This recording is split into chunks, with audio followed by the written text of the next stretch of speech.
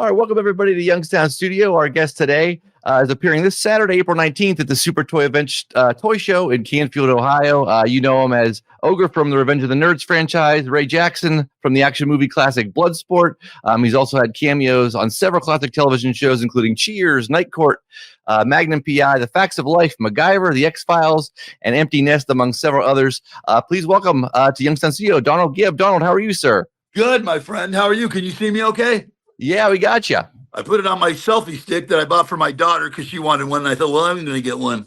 I don't even know how to use it, brother, but it's pretty good, I think. I think you can see me. I'm happy. I think you're good to go, man. I think you're good to go. Thank you. So Donald, well, first off, man, how important is it for you to connect with fans kind of at shows like this, Super Toy events?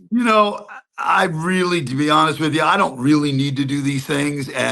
But I've got the greatest fans in the world. And, through this whole battle I've had for a year and a half with divorces and everything, they've really kept me going. I mean, I've done these shows and, I get there and I think, God, thank God. Mm-hmm.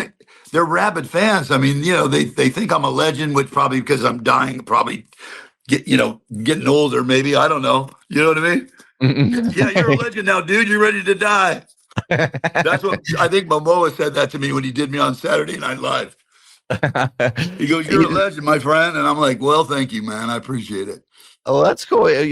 What have been some of the most memorable interactions that you've had at some of these shows? Like, I guess what's sort of the most diehard fan or sort of the wildest fan? Buddy, like when the little kids come up to me and they yell nerds or they're into the Kumite, and then a couple of little girls, they wanted to marry me. And I mean, it is just the cutest damn thing. And I mean, my fans don't remember anything bad that I did, like throwing the nerds out the window and stuff.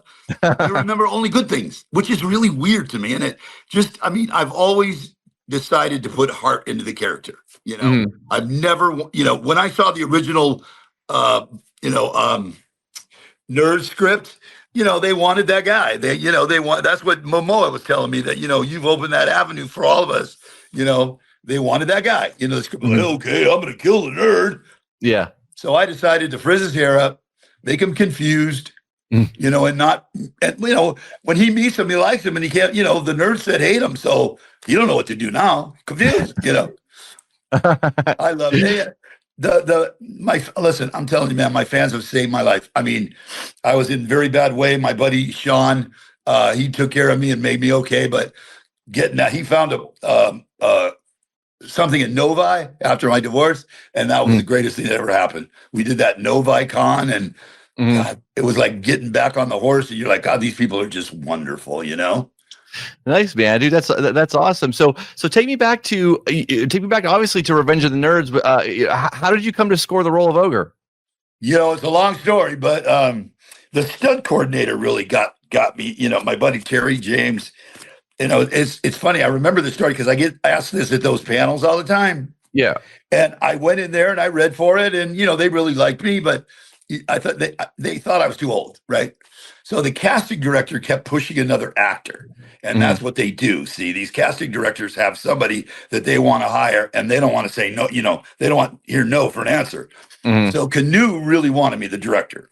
So all of a sudden I get a call from my buddy, and he says, "If you can get down here shaved, get down here as fast as you can." So I thought, okay, I'll shave as fast as I can. Of course, I got blood everywhere, squirting out of my face. And I got patches of toilet, everywhere.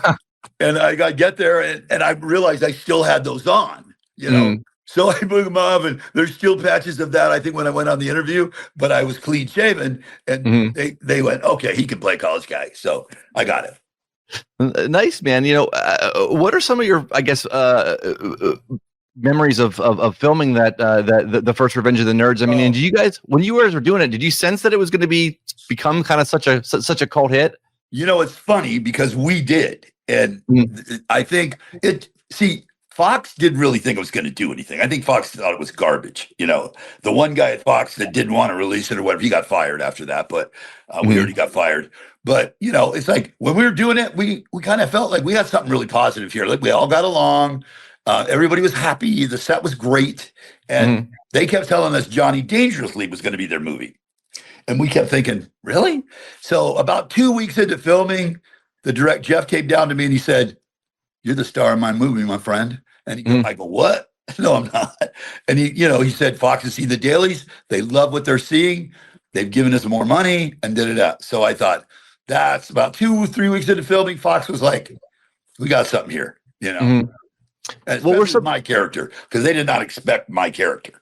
Yeah, I got you. I was supposed to be like a toss-in, like the nerd, the jock side, I was supposed to be a toss-in, but they realized that I wasn't. Same with Bloodsport. Exact same thing. What are some of your fondest memories of filming even that first the first Nerds and then even other spots in the franchise? Are there certain sort of moments or there is. When I did that thing with CAT, in the second one. Yeah. When I did, what if CAT really spelled dog? And I remember it was so exciting to me because the crew started running because they were laughing so hard. And these guys have seen me for 2 months now. They know I'm funny. But if I got them running away, that's a funny scene, So the director was yelling at him, you can't laugh at Don. You can't do that. My God, it's great. I was like very thrilled. And the second one actually was the one that I have the most memories of, They made me a nerd. They put me on that island. They wouldn't play with me. I was all by myself. And then they called me Ogre. Of course, I made a mess of the thing, which I always do. Ogre's a great character, man. I can dig into Ogre in 2 seconds, We had a wardrobe guy, Woody Allen's wardrobe. He won an Academy Award. I can't remember his name, but he was Woody Allen's wardrobe guy. And he came up to me. He said, we all stand around. We watch you put your head down. And when you put your head up, we know you're Ogre. And then when the scene is done, you're done. And I was like, yeah, that's what I do. Put my head down, put my head up. And, all of a sudden I become Ogre, It's a great franchise. In fact, I'm writing another movie that's going to be produced it's called Nerdy Old Men. So Curtis is going to need a kidney. So what it is a travel movie. Everywhere we go, there's a nerd. And I've already told them we're coming. So they're testing people to see. And then the end is Mexico, where he gets his kidney, and it's pretty damn funny. We go to Vegas.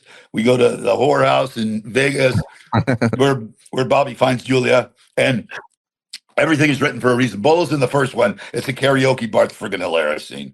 So yeah, we're going to try to film that, and we're going to start filming in the middle of summer, end of summer, I think. Oh, nice, man. Nice.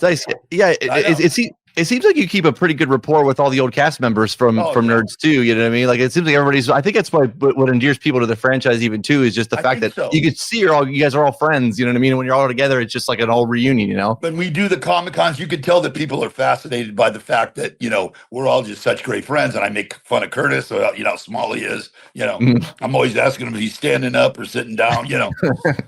And then when the people come in, I'm yelling. I think I smell a nerd. And they always look around like it's not me, and I go, "Don't look around, dude." We give them me and Brian give them a pretty good show.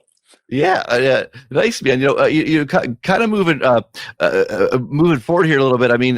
So I have a hypothetical question for you about Bloodsport. So if Ray Jackson hadn't been so cocky, do you think he would have defeated Chong Li? Ray Jackson would have killed him, but the script said no. Right. I told my kids, I told the bikers that, I hang back then. I'd hang. Of course, they freaked out when the bandana was taken off. That was not good. But I kept saying, it's in the script, guys. Yeah, right. It's real. I know. You know what I mean? I've always been. I even told them, because when they hired me, I said, listen, I'm not a martial artist, but I can beat any martial artist's head off. Just let me do my thing. And they did. They let me do my thing. Like when I hit that guy over the face with my fist, he bled all over. That I threw guys off the thing. That's what I wanted to do. And they let me do it. They let me do it. And then let me make the character. That's very cool. Yeah, no, it's a hypothetical. Yeah, the movie would have been pretty short if you just whooped his ass there. Yeah. Jean-Claude's lucky he didn't get hurt by me outside the ring, but that's beside the point. So what were some of your I guess most your fondest memories of filming Bloodsport? The problem with Bloodsport is that I had to deal with him, and we know who I'm talking about, right? he made things really, really uncomfortable for everybody. And so listen, I think that would have been my favorite movie to film, instead of Nerds, if he would have been a great guy. If he'd have been a great guy, it would have been wonderful. And we knew we were doing something special. I knew we were, because there wasn't one thing in that script that I read. I rewrote the whole thing. Every, the OK USA, that came from that guy coming out there and freaking me out, right? Okay, you, and I'm like, okay, weird. And all, the big thing on the bus with that girl, and I ain't your pal, dick face, I don't know if I can say that on your radio. But, oh, yeah, you're good. okay. But, it's like I have so many lines, and I sell T-shirts when we go on the conventions, and, I have a website called donaldgibb.com. Yeah. And the reason I did that is because I knew they were ripping me off forever, with the T-shirts. But then I went online about 3 months ago, and I saw this poster this guy was selling, and he was selling it for like $400 and some, and my signature was not mine. And I thought, okay, I got to do this now. I got to stop this, because my poor fans, they're going to get a $400 thing and it's worthless. So, I thought, you know what? I'm going to make my own website. They're going to know that my signature is real. They can even talk to me on the website, and it's awesome. You know what I mean? So we've been having that. We're trying to get it going. It's hard, to get things started, because I think once people see it, it'll be something, go crazy. Yeah. Yeah. Have there been any movie roles or anything like that in the past that maybe either you went out for and didn't get, or was there have there been any sort of experience like that? Or we always get that stuff. It's like, and a lot of things they don't let you read for because they keep you away, because you know what I mean? Because they want this person. I did get Navy SEALs, and my second wife, I have three divorces. My second wife didn't want me to go to Spain and do Navy SEAls because she was pregnant. I kept telling her, I can come back in a day. I can come, wouldn't do it. So, and there was, I would have loved to have been around when they cast Mask, with Cher. My buddy Dennis got that part, and I loved it, and Armageddon, it's like, there's been a lot. I mean, there's been so many things that either I didn't read for it and I should have, or I turned it down. Like Sons of Anarchy, I turned it down because they were paying minimum, and I should have known better, like I did with First and 10. They hire you for minimum. 6 years later, you're making more money than anybody in the cast. So I should have went, what am I thinking, man? What am I dummy? So you got bad agents. I got you. Kind of conversely, has there been a role that you kind of fallen into that you didn't necessarily expect to get? Well, Nerds. Well, yeah. Are you kidding me? It's the first thing I actually ever read for. And I was like, oh my God, I got it. Oh my God. There was a point in my career where I was able to kind of put the dialogue in my head up here like a projector. And that's when I started getting everything, because I had it right here. I was actually reading it while I was talking, right up here. So there was, there were points in time when everything was going right, and then points in time where you couldn't work, you couldn't get a job. When you get older, it's hard, Yeah. Yeah. I mean, did you find after doing Nerds and stuff, I mean, did everybody kind of typecast you into that role? Like, were there other roles that you were kind of looking for, maybe to kind of branch outside of what you sort of became known for, or was it just sort of going with the flow? I was really lucky. Our careers were very different. You know what I mean? It's very hard. And for me to break in, not knowing anybody, I had no help, right? And somehow I was kind of discovered. And at that time, they were looking for big guys, they could play what I could play. Like I played a gay character on Arliss, which I loved. He would, that series, I love that. And I love when I play things that are against me, my character. But as soon as I did Bloodsport and they could see that I could do drama, that opened up a whole new world for me. I wasn't just Don Gibb, this hilarious idiot moron. I could do serious stuff. And what casting directors and people don't understand, if you can do comedy, you can pretty much do anything. I mean, it's not the other way. If you're drama, you can, not necessarily can you do comedy, but if you can do really comedy, you can do drama. Because I always tell people there's a fine line between funny and crazy, ridiculous. And if you step over, you could go up to that line and you're hilarious. You take one step over that line, they lost you, because now you sound just like an idiot. You know what I mean? It's not funny, So I've always tried to make sure, I knew where that line was, Take me back to start. I mean, when did you know that acting was something you wanted to do for a living? And, I hate to say this, but the drama students in high school, we used to put them in the locker, and I mean, I was a jock, I was an All-American basketball player. In those days, you have no, what is it, a control over your ego, and over your dumbness. So I remember doing that, and it's almost like God has always done that to me. Like, it's so funny. My best friend in high school had a wandering eye. And I used to make fun of him. I go, where are you looking, right? Well, I have an accident when I'm 19 years old, and my eye sits in here because I had, it killed the nerve. And I thought, God, you have a funny sense of humor, my friend. Funny sense of humor. So I don't say anything anymore, man. It's like, I'm always positive with God. I'm like, no, I don't want that problem. No, So, it's just been a good life. I mean, my personal life has not been great. I had, the cancer and a divorce a year and a half ago, which was hard, but It's amazing how you bounce back. Mm-hmm. If you got a pure heart and he's with you on your shoulder, you bounce back, man. Yeah. I got you. So what kind of looking forward? You mentioned the one project, but what's kind of the next year look like for you? What other sort of projects are you kind of getting involved with or on the horizon? My buddy Kevin Weisberg is a producer. He's pretty much just done this for fun his whole life, right? And he put me in a movie called Hands with the All Black Network has it, and it was a great movie. They shot it for $1 million. So I did that one, and then I did another little movie, and then we're shooting the nerd movie, and so he's keeping me busy. And the nerd movie, of course, I mean, that's a no-brainer. I mean, every nerd fan in the world, and when they go to and they realize they just have an hour and a half of fun, because I have already written the story's already written, and people that have seen it go, "Don, that's friggin' hilarious." I mean, I'm not kidding you. So I think that's going to be the thing that jumps both Kevin and me into. I'm a legend now. Everybody knows who I am, but in Hollywood, they don't. See, Hollywood messes with you. So I'm hoping that Hollywood sits there and goes, "Why didn't we use Don? Why didn't we use Don? Finally, you idiots." There was talk for a little while there of them doing a Revenge of the Nerds reboot, which I think a lot of us that are diehard fans of the original franchise is like, well, you can't. Like, that's one of those ones where it's like, what I mean? Like, they redid like Bad News Bears, and that was terrible. I just, what I mean? No offense to anybody that was in it, but I get what you're saying. Like, like we did Revenge of the Nerds 2, and I thought it was brilliant, but the audience was even getting a little bored by then. See, and I thought 2 was great, and then they tried to use other nerds that never went anywhere. They started one in Duke, and it was so revolting that Duke told them to get out of their thing. And we did a 4 where Booger gets married, and that kind of got lost too. You know what I mean? It's like you just can't keep doing them. So this one is not that way. This one is a road trip movie where we go across the country, finding out in Mexico. So it's totally different than what the audience is going to expect it's going to be. Nice, man.